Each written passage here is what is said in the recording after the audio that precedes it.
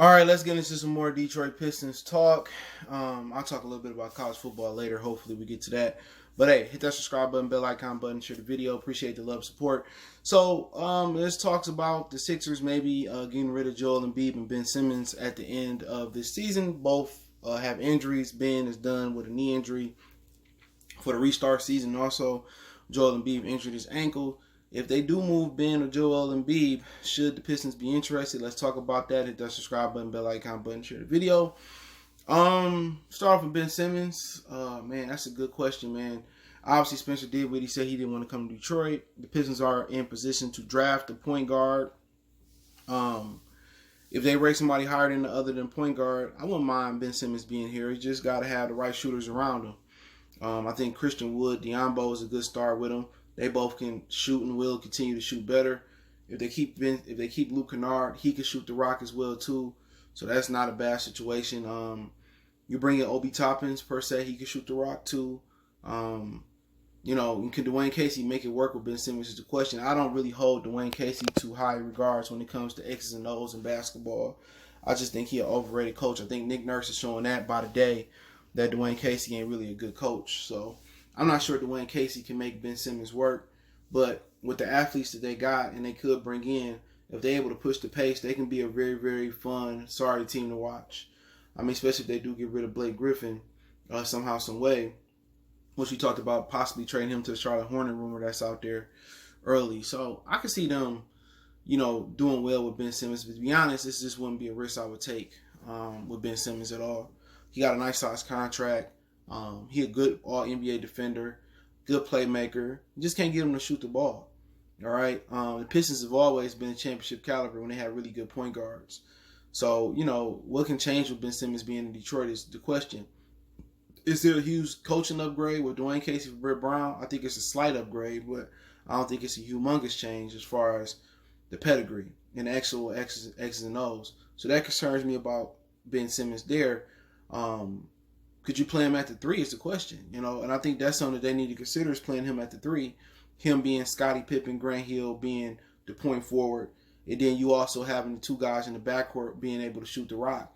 You can also still draft the point guard, bring LaMelo, Cole Anthony in, or the kid from Iowa State in, and you could put Ben at the 3 and have him be the point forward like Grant Hill was. Grant Hill didn't have a great jump shot when he got to Detroit, but they did some great things to put great pieces around Grant Hill and allow Grant Hill to be the point forward that he could be. Scottie Pippen wasn't the greatest shooter, but they were more willing to shoot than Ben Simmons is the question.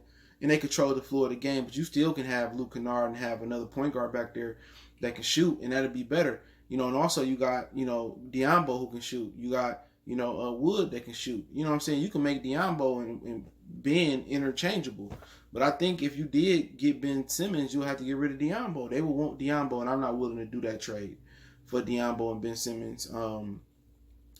I just think when you see John Pascal, I see a lot of Diambo in him, and I'm not willing to go to a guy that's limited at shooting the ball, and then we kind of got to cater the offense around Ben Simmons. So I wouldn't do it, and I like Ben Simmons' game, liked him at LSU.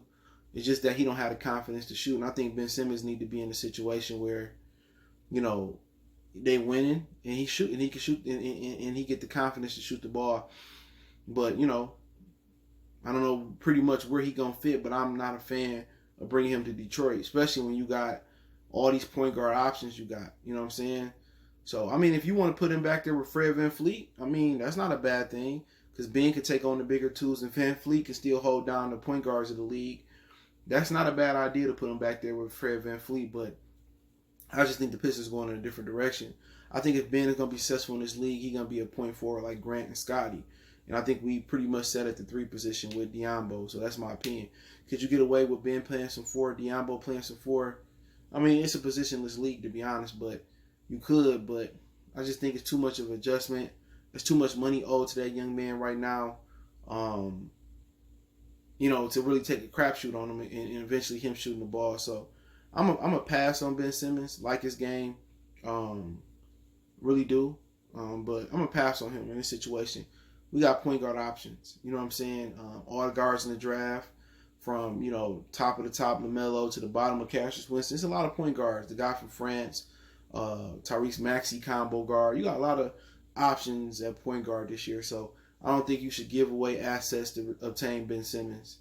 You know, now Ben, if you can predict that you get Ben to shoot the ball a little bit, then that kind of changes my opinion on it. But you look at Joel Embiid, you're looking at a once in a generational type of guy. If you are planning to draft Wiseman or the kid from USC, and that's who you're looking to draft, maybe you trade that draft pick in the package to get Joel Embiid. But to be honest, I'm kind of wary of bringing injury-prone players to Detroit. We done dealt with Luke Kennard, Derrick Rose, Blake Griffin. You know what I'm saying? So that's the problem about Joel Embiid. He doesn't take care of his body. He doesn't eat properly. He's not dedicated to the grind. You know what I'm saying? So when you got a big fella that have a foot injury and an ankle injury and knee injuries and lower body injuries, you got to understand that the Pistons need to be in a position to win now with Joel Embiid. That's the issue. They have to be in a position to win now. Any team that acquires Joel Embiid, if they do move him, you got to win now because 5-10 years down the line, he going to break down. You know what I'm saying? And it happened to Shaq. Shaq was looking down, and even though Shaq is a way better player than Embiid has been so far, I don't think Embiid got the ability to be a dominant player, but eventually he caught up to Shaq. Shaq got too heavy, and Kobe told him to stay in shape, and eventually him not taking care of his body in those Laker days and coming in heavy, you know, he didn't have the longevity that he should have had. You know what I'm saying?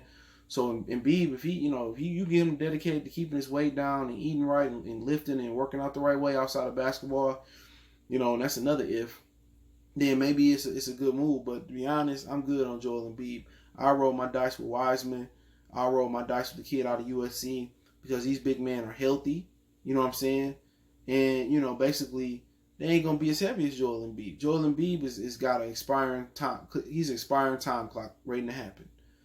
You know, so, you know, if Miami want to get him, the Clippers thinking about teams like that, Boston, teams that's on the cusp of being championship caliber teams in the next 2 or 3 years or now are the teams that should look at Joel Embiid because after 5 years, I'm being optimistic saying that he ain't a full-time player now. When I try to explain that about Luke Kennard, people got mad. But when you 23 years old, you don't get healthy when you go 25, 29, 30. You don't get healthier in this league. You know, you don't. So Joel Embiid is not going to be healthy. The Pistons probably, if you put Embiid in there to be championship contenders, there's probably still a 3 or 4 year wait. You know what I'm saying? Because you trade your draft pick and all that, it's still too much time in between that. So, you know, 3 or 4 years, you might get the best Joel Embiid years, but as soon as you're on the cusp of being a championship, his body gonna start to break down. You know what I'm saying? So it's buyers beware when you when you trying to trade for guys who got injury issues.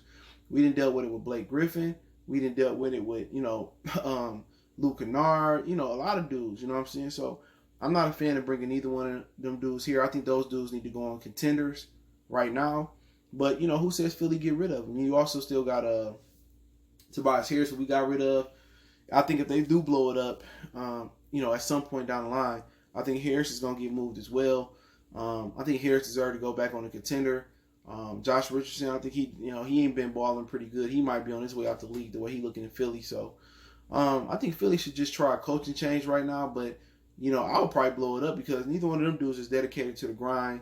And they never can stay healthy. And that's just my humble opinion on them. So as a Piston fan, I wouldn't want to try to do a makeshift team and try to build a super team or build a team on the fly. I just keep building through the draft and building with key free agents like Ingram and maybe Fred VanVleet. And I just keep grinding through the draft. And I trust Troy Weaver has a really good eye for talent. So I keep grinding through the draft. I wouldn't worry about Ben and Joel. They got too many issues right now. And I'm not even sure they get along together, but they don't work together. And I think a large part of that is because of Brett Brown. He sucks as a coach.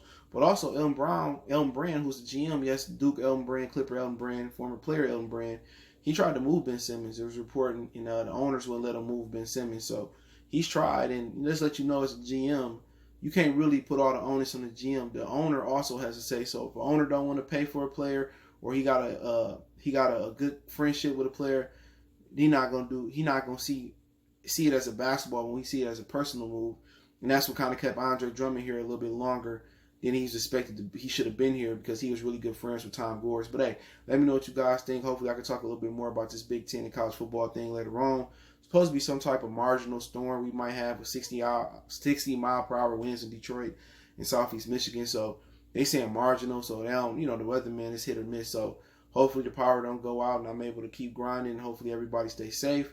But don't forget, we on Facebook, Instagram, Twitter. Reach out if you got business, question, inquiry, sponsorship, video requests. Keep sharing the videos. All my social media links in the description. Want to make a donation? Cash App CJ Good 313. Best way to donate is to share the video though. PayPal link there as well. Don't forget, best way to donate, share the video. If you haven't subscribed, bell icon button, thumbs up the video. And don't forget, check out my other channel, Wild Goodfellas Sports TV, right here on YouTube. One time for the one time we go.